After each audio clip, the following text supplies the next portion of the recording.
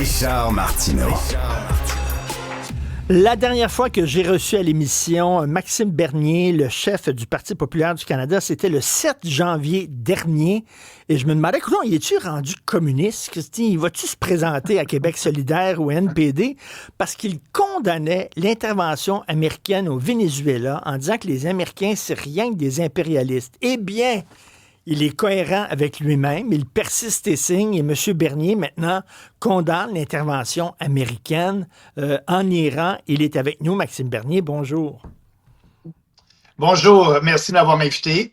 Ben merci. Donc, on se pose encore la question, parce que là, il y a plein de gauchistes qui disent que c'est épouvantable, ils n'ont pas demandé la permission à l'ONU, ils n'ont pas respecté le droit international. Là, il y a plein de gauchistes qui disent ça avec Maxime Bernier. Donc, je repose la question, est-ce que, Maxime, vous êtes rendu communiste? Non, absolument pas, mais aussi, il y a bien des gens de la droite qui ne sont pas néoconservateurs, qui ne sont pas pro-guerre, que ce soit au Canada ou aux États-Unis, qui partagent mon point de vue. D'ailleurs, bien des gens qui ont appuyé Trump, le président, durant sa campagne électorale, où il avait dit que c'était fini les guerres de changement de régime, et il l'a pas dit seulement une fois lors de sa dernière campagne électorale, il l'a dit plusieurs fois, même qu'il voulait avoir, vous vous en rappelez, le prix Nobel de la paix. Ben Et oui. là, bien, ces Américains-là de droite aussi sont déçus du président Trump. Parce qu'un changement de régime, moi, je dois dire que je me réjouis, comme bien des gens, que l'ayatollah ne soit plus là, que ce régime sanguinaire n'existe plus pour le moment. C'est une bonne nouvelle, oui, mais la question est quel régime va remplacer ce régime-là? Est-ce qu'on va avoir un régime pire ou qu'est-ce qui va se passer? Moi, je me rappelle en Afghanistan, il y a 18 ans, j'étais ministre des Affaires étrangères là-bas et vous vous rappelez que le Canada, avec les États-Unis, est en guerre en Afghanistan. Des soldats canadiens sont morts là-bas. Et là, bien, 18 ans plus tard, les talibans sont toujours au pouvoir. Les Américains ont fui l'Afghanistan comme des gens désespérés en laissant des milliards de dollars d'équipement là-bas. Ça a été un désastre. Et la question qu'on doit se poser, est-ce que cette intervention-là va être comme une intervention qu'il y a eu dans le passé en Afghanistan ou dans d'autres pays? C'est ça la question. Mais c'est vrai que Donald Trump a quand même trahi un peu sa base parce que lui, en tout cas lors de son premier mandat, c'était on va arrêter d'être la police du monde puis d'intervenir dans toutes les guerres qui se passent là. On va s'occuper de remettre l'économie sur pied, puis c'est ça. Puis là, au contraire, il fait tout le contraire de ce qu'il disait. Maintenant, il est rendu avec des visées impérialistes. Comment on peut expliquer ce changement-là? Bien, je pense qu'on le voit que les Américains avec Israël sont main dans la main et puis je pense que l'influence américaine est importante pour les Américains au Moyen-Orient et il doit croire, le président Trump, qu'il a l'appui des autres pays arabes là-bas. Mais ce que j'ai peur, c'est que ça dégénère en une guerre régionale parce que l'Iran n'est pas l'Afghanistan. C'est un pays de 90 millions d'habitants, c'est un pays développé, c'est un pays avec de grandes technologies et donc on l'a vu dernièrement il y a quelques jours, ils ont riposté. Je pense que ça a été une surprise un peu pour les Américains. J'espère que cette guerre-là va se terminer rapidement. Parce que c'est pas dans l'intérêt de la région et de tout le monde et surtout de l'économie mondiale si ça se poursuit. On a déjà là le cours du pétrole qui est en augmentation je sais pas qu'est-ce qui va arriver. C'est ça le point d'interrogation.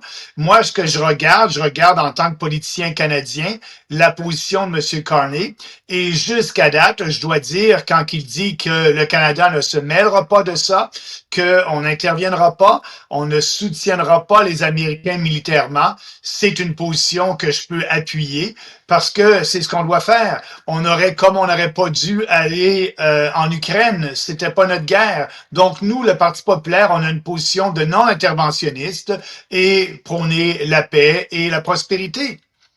Mais toute l'idée là, des philosophes, des Lumières, là, comme quoi on est là pour défendre la démocratie avec un grand D, puis la liberté avec un grand L, puis dès que les droits de la personne sont violés, on doit au contraire aller défendre le peuple contre la tyrannie. Qu'est-ce que vous en pensez de ça? Bien, pour nous, ce ne doit pas être le rôle du Canada parce que, bon, le Canada a très peu d'influence, malgré qu'on aimerait avoir plus d'influence sur la scène internationale. Et c'est un rôle que les Américains ont joué pendant bien des années avec le président Trump qui continue à jouer présentement. Moi, je laisse ça aux grandes puissances et le Canada ne devrait pas intervenir dans ces conflits-là. Je me rappelle lorsque j'étais ministre des Affaires étrangères et qu'il y a un beauceron qui est décédé en Afghanistan, bien, sa mère me disait qu'il était décédé pour défendre la liberté, mais on s'aperçoit 18 ans plus Mm. tard, peut-être que ce beauceron-là est décédé pour rien. Nous, le Canada, on ne doit pas embarquer dans ces interventions militaires et je lève mon chapeau à l'ancien premier ministre Chrétien qui a tenu tête aux Américains lors de l'invasion en Irak et il a bien fait. On s'est aperçu que cette guerre-là était lancée sur un mensonge, la destruction massive, l'arme de destruction massive. Est-ce que M. Trump dit aujourd'hui que c'est pour empêcher l'Iran d'avoir accès à l'arme nucléaire, mais il a dit il y a quelques mois qu'il avait tout détruit avec un bombardement et que les Mm. Iraniens ne pouvaient plus développer l'arme nucléaire. Aujourd'hui, il nous dit, ben, c'est une des raisons pour qu'on est allé là-bas. Donc, c'est difficile à suivre, mais moi, je dis, on devrait, en tant que pays, ne pas se mêler de ça. Et la position de Carney actuellement, je pense qu'elle est une bonne position. Et si vous étiez premier ministre du Canada, parce qu'il a quand même appuyé Donald Trump, là, il a appuyé l'intervention Oui. américaine en Iran, M. Carney, est-ce que vous seriez allé jusque-là ou vous auriez dit non, on ne vous J'aurais appuie pas pantoute? Oui, j'aurais fait comme Jean Chrétien, j'aurais dit non. On est un pays souverain. Il y a peut-être des risques à dire non. On est en train de négocier une entente de libre-échange. Je pense que le Canada a d'autres choses à mettre sur la table pour avoir une bonne entente avec les Américains, comme l'abolition du cartel de la gestion de l'offre, que personne ne parle. Mais j'aurais fait comme Jean Chrétien. Et en terminant, c'est facile lorsqu'on est une superpuissance comme les États-Unis ou une superpuissance militaire comme Israël, rentrer dans un pays, renverser le régime puis sortir.